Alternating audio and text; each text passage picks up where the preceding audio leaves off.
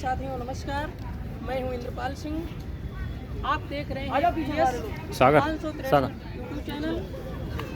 आज हम सेक्टर इसमें रिकॉर्ड कर 16A में उपस्थित हूं, जो कि बहन मायावती जी ने इस पार्क को बहुत खूबसूरती तरीके से संजोया है, संवारा है और सौंदर्यीकरण किया है।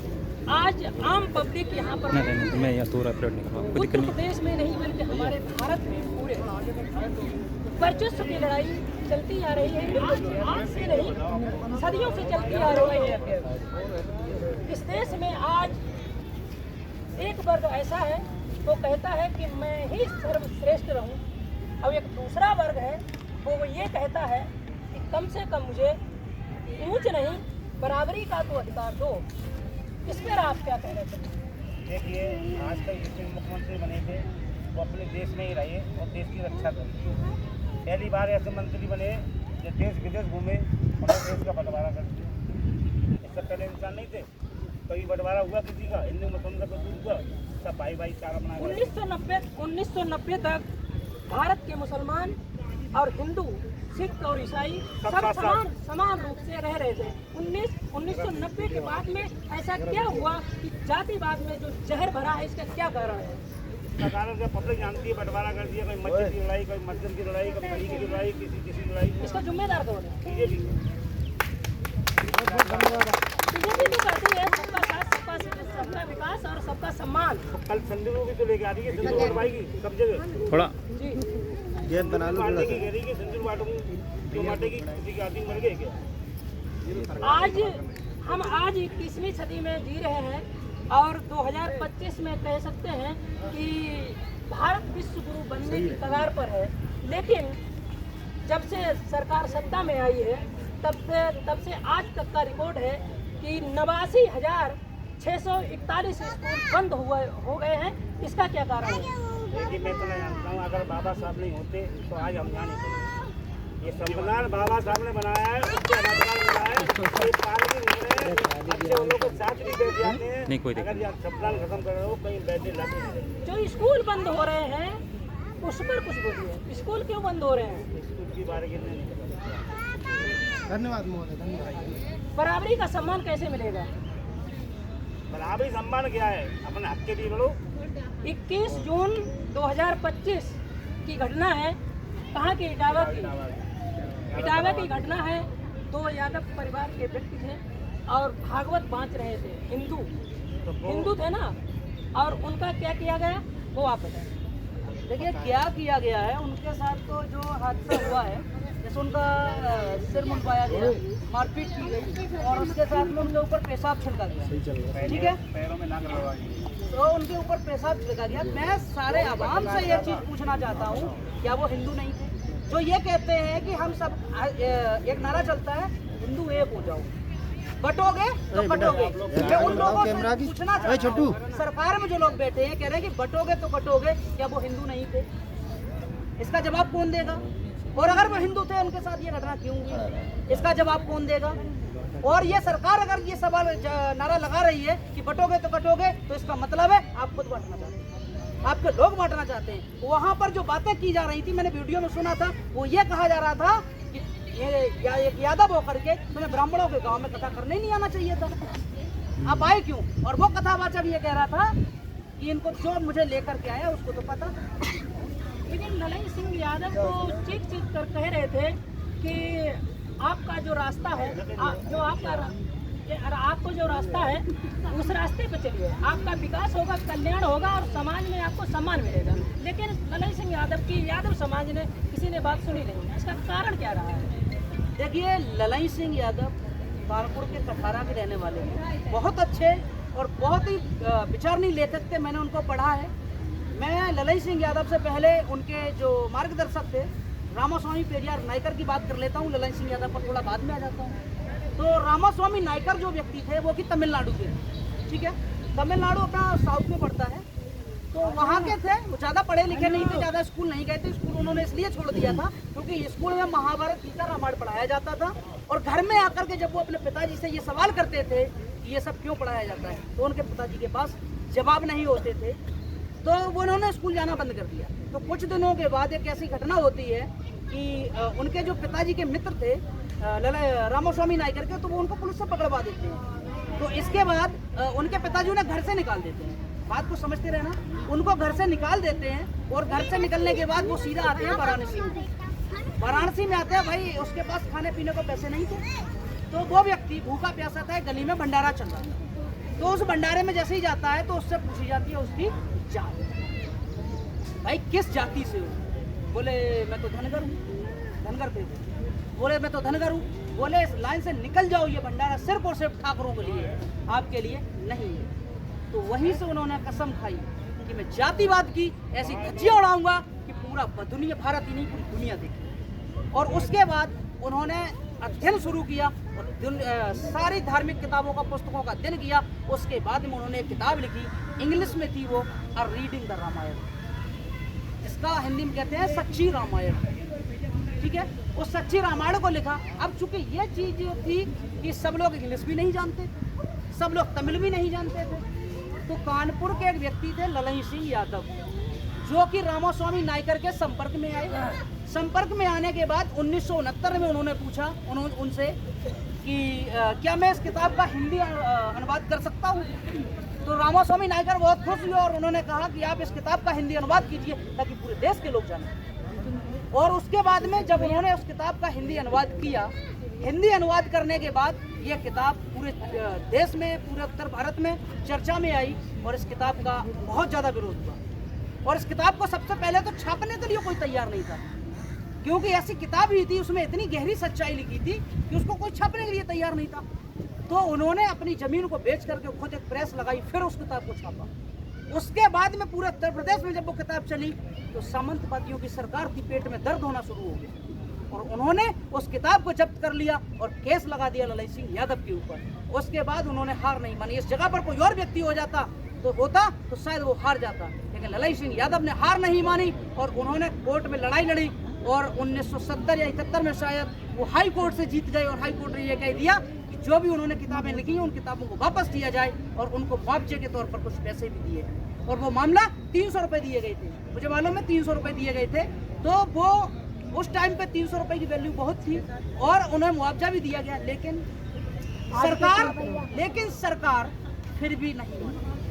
सरकार उस मामले को हाई कोर्ट में हारने के बाद सुप्रीम कोर्ट में लेकर के गई। सुप्रीम कोर्ट में एक अच्छी चीज ये हुई 1973 में, सुप्रीम कोर्ट ने साफ साफ कह दिया, ज्यादा कुछ किया ही नहीं, कि जो फैसला हाई कोर्ट ने दिया है वो सही है, भाई मैं उसमें हस्तक्षेप नहीं कर सकता। उस किताब के अंदर, रामायण के अंदर आदमियों का अपमान लिखा गया है। तो वो उस चीज को पढ़ने के बाद, सच्ची रामायण किताब को पढ़ने के बाद जब तथ्यों को निकाला गया तो वो रामायण सही निकली और 1973 में सुप्रीम कोर्ट ने कह दिया कि रामायण एक धार्मिक पुस्तक है, न कि एक कोई पात्र। इस रामायण का कोई पात्र नहीं है, इस धरती पर कोई राम पैदा नहीं है। 1973 में इसी सुप्रीम कोर्ट ने कहा, जिस सुप्रीम कोर्ट ने 2018-19 में जो है राम मंदिर बनाने का आदेश दिया, उसी सुप्रीम कोर्ट का फैसला था 1973 का। ललन सिंह यादव हाई कोर्ट से भी जीते और सुप्रीम कोर्ट से भी जीते। एक पूरे भारत का पूरा पहला एक ऐसा व्यक्ति था जिसने पूरी रामायण को पूरे देश के सामने गलत साबित किया। तो वो थे ललन सिंह यादव। और आप कह रहे हो कि उनको फॉलो क्यों नहीं करते, उसका सबसे बड़ा रीजन ये है कि आप अगर अच्छा काम करेंगे तो लोग आपको गाली देंगे। ललन सिंह यादव के बाद में लक्ष्मण यादव जी, हम कह सकते हैं इस समय पर असिस्टेंट प्रोफेसर रह गए और रिटायर क्या हो गए, उनको हटा दिया गया है। लेकिन वो भी चीख कर अपने समाज को जगाने का प्रयास कर रहे हैं, लेकिन ये समाज जागने का नाम नहीं ले रहा। आखिर इसकी जड़ें हैं कहाँ पर, मैं ये जानना चाहता हूँ। आप तो एक समझदार व्यक्ति हैं, इसका सीधा साधा आंसर दे दीजिए। मैं और कोई उलट फेर वाला जवाब नहीं चाहिए, सीधा साधा जवाब दीजिए। आपने जड़ों की बात की है तो जड़ें हर व्यक्ति के दिमाग में होती है। बात को समझना बहुत गहराई से, हर व्यक्ति के अंदर दिमाग है, वो आपकी जड़ है। हर सोच आपके दिमाग से पनपती है और आप अपना दिमाग लगा करके सोचने लग जाएं कि क्या सही और क्या गलत। तथागत बुद्ध ने कहा था कि किसी भी बात को तब तक मत मानना जब तक वो तर्क की कसौटी पर खरी ना उतर जाए। यानी कि किसी भी बात को इसलिए मत मानना कि तथागत बुद्ध ने कही है, किसी भी बात को इसलिए मत मानना कि मोटी मोटी किताबों में लिखी है। लेकिन आज के लोग उन बातों को बिना सोचे और बिना समझे आप मान लेते हैं। एक बात मुझे बताइए, मैंने अभी एक फोटो देखी है, सावन का महीना चल रहा है, इतना सब अच्छा है, कावड़ लेके जा रहा है, कौन से उसको धर्म की समझ है? एक चीज समझिए, पहले दिमाग की मैं बात बता रहा हूँ, कहाँ से उसके अंदर दिमाग में सोच है? तो वो सोच उसके घर से, उसके परिवार से आई। मुझे लगता है कि उसके घर और परिवार में या उन समाज में लोग सोचते नहीं है, समझते नहीं है। एक चीज मैं पूछना चाहता हूँ, आप जड़ों की बात कर रहे हैं, तो जड़ों में हमें भगवान इलाज नहीं देता, ईश्वर अल्लाह में इलाज नहीं देता, हमें न्याय नहीं देता, हमें शिक्षा नहीं दे सकता, तो हम लोग ये सोचते क्यों नहीं है? एक विज्ञान का शिक्षक अपनी सफलता के लिए मंदिर में माथा टेके कहाँ तक सही हो सकता है?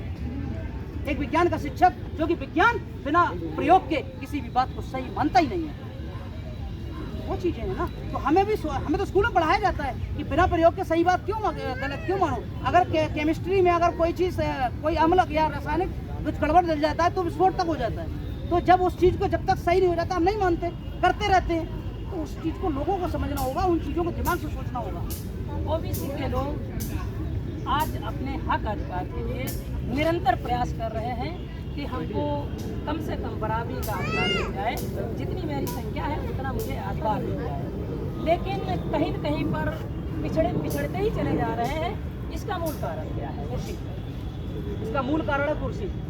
और कांसीराम साहब ने बहुत पहले कहा था कि चमचा जिस बर्तन में रहता है उसी को खाली करता है। तो हमारे समाज में बहुत सारे ऐसे चमचे हैं जो हमारे समाज को लूट करके उनकी पेटियां भर रहे हैं। अब एक बात बताइए मुझे, आप हमारे समाज का व्यक्ति या किसी भी समाज का व्यक्ति, ओबीसी समाज का या एससी समाज का, अगर बीजेपी में है और वो अपने समाज से वोट मांगता है, किसके हाथ में वोट कर रहा है? बराबरी का हक कहाँ से मिलेगा? आप मुझे बताइए। और बीजेपी की जड़ें आरएसएस से जुड़ी हुई हैं, और आरएसएस और कांग्रेस में कोई अंतर नहीं है बीजेपी में, क्योंकि जो लोग बीजेपी में वही लोग कांग्रेस में थे। जो लोग बीजेपी क्या चिल्ला करके कहते हैं कि 75 साल तक कांग्रेस ने लूटा, अरे तुम नाम क्यों नहीं बताते हो किसने लूटा? नाम बताओगे तो तुम खुश बसोगे, क्योंकि बीजेपी जो कांग्रेस में थे वही तो बीजेपी में है। कहाँ से नए नेता पैदा हुए? नहीं, कांग्रेस ने तो इस देश में बहुत, कांग्रेस में तो देखो शिक्षण संस्थान बनाए, मैं उस पे आ रहा हूँ और आप कह रहे थे कांग्रेस ने कुछ नहीं किया। अरे सुनिए तो सही, मैं उसी पे आ रहा हूँ। मैं बीजेपी के वालों नेताओं की बात कर रहा हूँ जो ये कह रहे हैं कि कांग्रेस ने 75 साल लूटा। तो नाम क्यों नहीं बताते हो कि किसने लूटा? अब कांग्रेस की बात कर रहे हैं, IIT बनाया, IIM बनाया, या मेडिकल यूनिवर्सिटी बनाई, सब कुछ बनाया। उसने मनरेगा जैसी योजना दिया, जो राशन दे रहा हूँ ना, वो भी राशन की योजना जो है मनमोहन सिंह ने किया है। तो मुझे वो चीज़ें नहीं बोलनी है।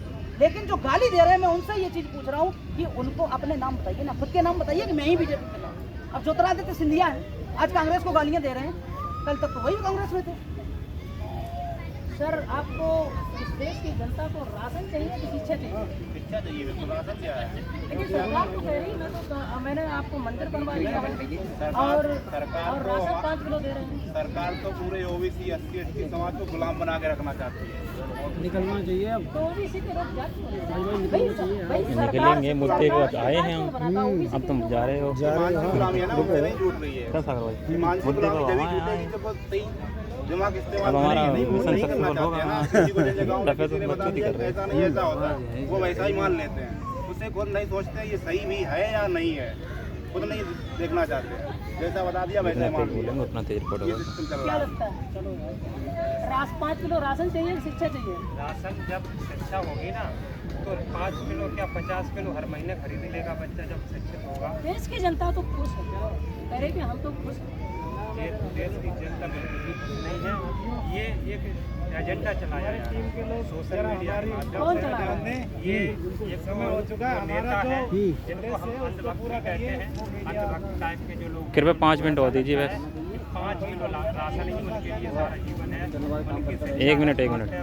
आप भी कुछ कहें। लेकिन ऐसा सबसे जरूरी है। अरे किसका फोन था? ये सागर का फोन है। अभी मत जाना, रुक जाओ। फोटो शूट होंगे अभी तो फोटो उठना है। बिना फोटो को तो कुछ होगा नहीं। अरे रुक जाओ यार, कब चलेंगे? हम भी चलेंगे, रुक जाओ। और 10 घंटा सागर भाई की तुम पीछे हर महीने 50 किलो 1 क्विंटल राशन। कोई बात नहीं। आप किसी के आगे जो ना हम मानसिक गुलामी करें। सागर एक फोटो खींच लो। सरकार ने 27,000 नए मधुशाला ऐसे करके हाँ कि मैं शराब की मीडिया से दुकानें खोलते हैं और आगे से यार, 27,000 इधर से। बंद करने का काम किया है। सरकार तो ये कहती है जो भारत को 200 वर्षों पहले वाला भारत बनाएंगे। 200 वर्षों पहले भारत कैसा था? गली में हांडी और कमर में झाड़ू थी। 200 वर्षों पहले भारत आजादी से पहले चले जाओ ना। 200 वर्षों पहले भारत 4 देशों का गुलाम था। पुर्तगाल, हॉलैंड, इंग्लैंड और फ्रांस 4 देशों का गुलाम था ना। वो तो वैसे ही बनाना चाहते हैं। आपको समझना चाहिए, हम लोगों को देखना चाहिए। लेकिन पब्लिक कह रहे हैं कि हम खुश हैं। कुछ ऐसे मंदिर बन गया है, 5 किलो राशन मिल रहा है और किसानों को 2-2 हजार रुपए मिल रहे हैं। मिल रहे हैं, सबको तो नहीं मिल रहा है ना। नहीं मैं बस इसका जवाब दे देता हूँ, 1 मिनट। 5 किलो राशन और जो पैसे मिल रहे हैं, आज स्कूल बंद किए गए हैं, किसी को कोई फर्क नहीं पड़ा, ठीक है। आप कह रहे हैं कि देश की जनता खुश है, तो पत्रकार महोदय, जिस दिन देश के अंदर 5 किलो राशन 500 रुपए बंद हो जाएंगे, उस तृतीय विश्व युद्ध भारत में होगा। देश के लोग सड़कों पर आएंगे, खड़े होकर के नंगा नाच करेंगे कि आपने राशन बंद कर दिया। यही हमारे देश का शोषण, हमारे समाज के लोगों का शोषण करना। एक कहावत कही जाती है कि कुंभकर्ण तो सिर्फ 6 महीने तक सोया था, लेकिन ओबीसी समाज जब से देश आजाद हुआ है तब से आज तक सो ही रहा है। वो जाग क्यों नहीं रहा है? बताइए सर, आप क्यों नहीं जाग रहा है? बताइए क्यों नहीं जाग रहा है? कि वो मंदिर की ओर जाना चाहते हैं, शिक्षा की ओर नहीं जाना चाहते। बहुत सही, बहुत सही, बहुत अच्छे। लेकिन सरकार तो जैसे पब्लिक मांग रही है वैसे दे रही है। तो वो शिक्षा की ओर जाएगी तो जब समझदार बनेगी ना। भाई कहाँ शिक्षा की ओर जा रहे हैं? अगर शिक्षा की ओर जाते तो स्कूल क्यों बंद होते? अब जब अपन अनपढ़ रहेंगे तो आप जो कहेगा सामने वाला व्यक्ति वही समझेंगे। अगर आप शिक्षित हो जाओगे तो अपन अपने दिमाग से समझेंगे, ना कि उसके दिमाग से। बहुत सही, बहुत बढ़िया। यानी कि शिक्षा सवालों को जन्म देती है और वो नहीं चाहता कि आपसे सवाल करें। और राशन की बात है तो मैं ये सबके सामने कहता हूँ कि मैं 5 नेताओं को या 10 नेताओं को अपने घर से 5 किलो राशन दूंगा। ये सरकार शिक्षा के लिए काम करे, राशन के लिए काम करना छोड़ दे। मैं कभी खरीद के खा लूंगा और मैं नेताओं को राशन देने के लिए तैयार हूँ। ये उस नेता राशन पर गुजारा करेंगे। भाई साहब एक चीज और है, जब सरकार 5 किलो राशन पर व्यक्ति दे रही है, फिर सरकारी स्कूलों में मिड डे मील क्यों चलाया जा रहा है? इसका जवाब देखिए, मिड डे मील इसलिए चलाया जा रहा है कि हम लोगों को ये दिखाया जा रहा है कि भाई मोदी जी खुलेआम कहते हैं मंचों से, देश की 80 करोड़ जनसंख्या जिसको हम फ्री का राशन देते हैं। तो एक बात मुझे बताइए, 80 करोड़ और 140 में कितना फर्क रह गया? 60 करोड़। और उसमें से भी इस 15 सालों में जो है देश के लगभग 35 करोड़ से 40 करोड़ ऐसे लोग हैं जो कि करोड़पति थे और आज वो करोड़पति की जगह रोड पे है। 35 से 40 करोड़ लोग ऐसे हैं इस देश में, ठीक है। तो अब इस चीज को हमें समझना होगा। अब आपने राशन की बात की है, अब अगर मिड डे मील पर ध्यान जाएगा, बच्चे मिड डे मील खाने के लिए जाएंगे तो उनके दिमाग में शिक्षा नहीं चलती। अब मैंने गाँव में देखा है ये चीजें, जाकर के देखा है कि गाँव के लोग क्या कहते हैं, एक टाइम का खाना दे रहे हैं और 2 ड्रेस मिल जाती है, हमें तो कपड़े भी नहीं। ये चीज पब्लिक खुश है ना, पब्लिक खुश है ना, तो वही चीज तो मैं कह रहा हूँ ना, पब्लिक खुश है। जिस दिन ये सारी चीजें बंद होंगी ना सारी चीजें, जब तक हमारा समाज लुट रहा है, लुटने दो ना, लुट रहा है तो लुट रहा है, हमने उनकी गलती से नहीं, हम अपनी खुद की गलती से हमने सवालों को पैदा किया। फोरम का एक शासक था नेपोलियन, वो ये उसकी एक पुस्तक है, उस पुस्तक में उसने लिखा है कि अगर आपकी जनता अपने हक अधिकार मांगे तो उसको धर्म देना चाहिए।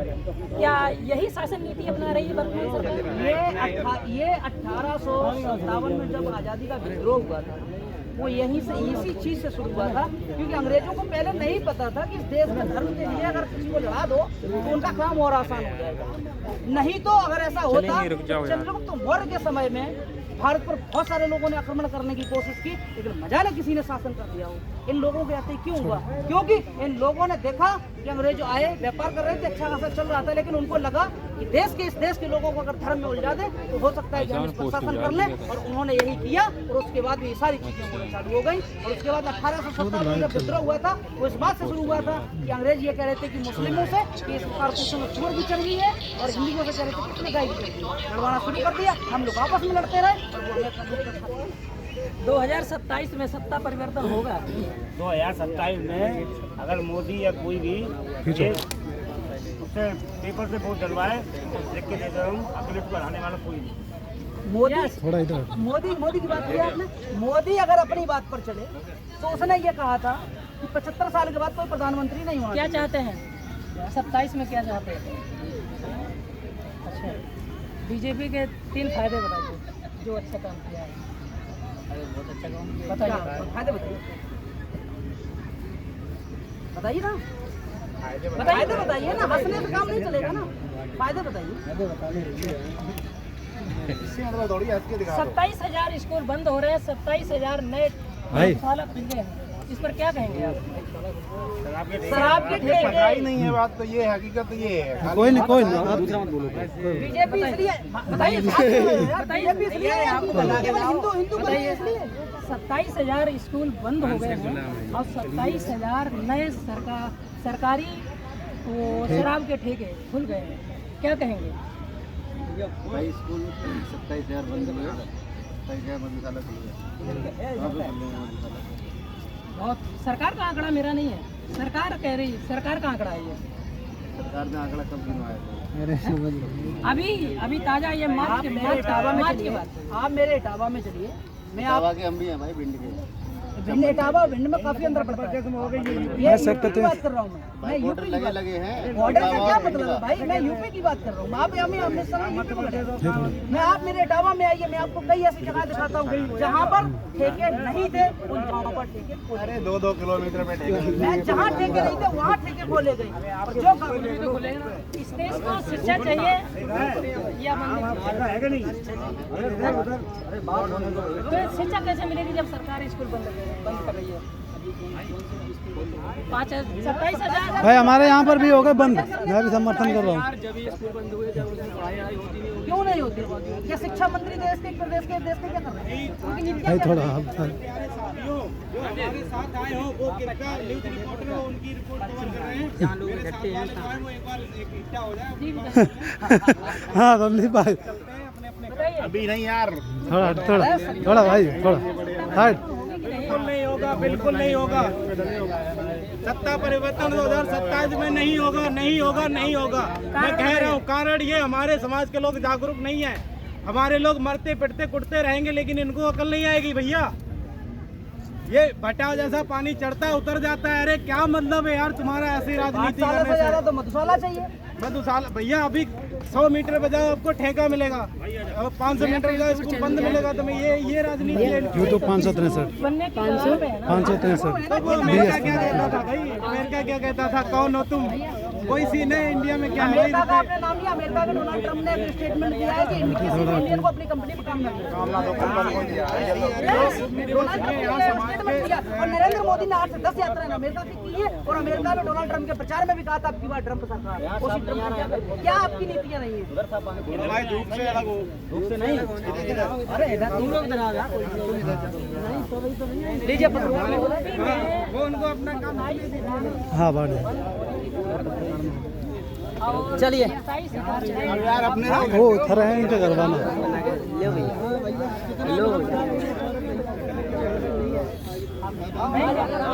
देश को शिक्षा चाहिए कि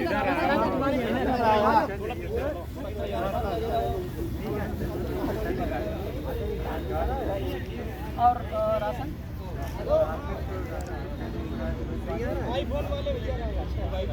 शिक्षा चाहिए तभी देश आगे बढ़ेगा। तो साथियों आज आम पब्लिक के हमने जवाब सवाल सुने हैं, किस तरीके से अपनी अपनी ओपिनियन है, किस तरीके से लोग वर्तमान सरकारों पर तंज कस रहे हैं और कुछ लोग उनके माफिक भी हैं उनकी, लेकिन उनके फ़ायदे नहीं बता पा रही है। तो मैं कह सकता हूँ किसी भी देश को अगर उन्नति की ओर लेके जाना है तो देश में शिक्षा अनिवार्य है। शिक्षा खत्म करके आप विश्व गुरु नहीं बन सकते हो, बल्कि शिक्षा को बढ़ावा देकर आप विश्व गुरु बन सकते हैं। नमस्कार, जय भारत, जय संविधान, जय लोकतंत्र। इस चैनल पर अगर आप नए हैं तो इस चैनल को सब्सक्राइब करें, लाइक करें, शेयर करें, कमेंट करें। नमस्कार। बंद।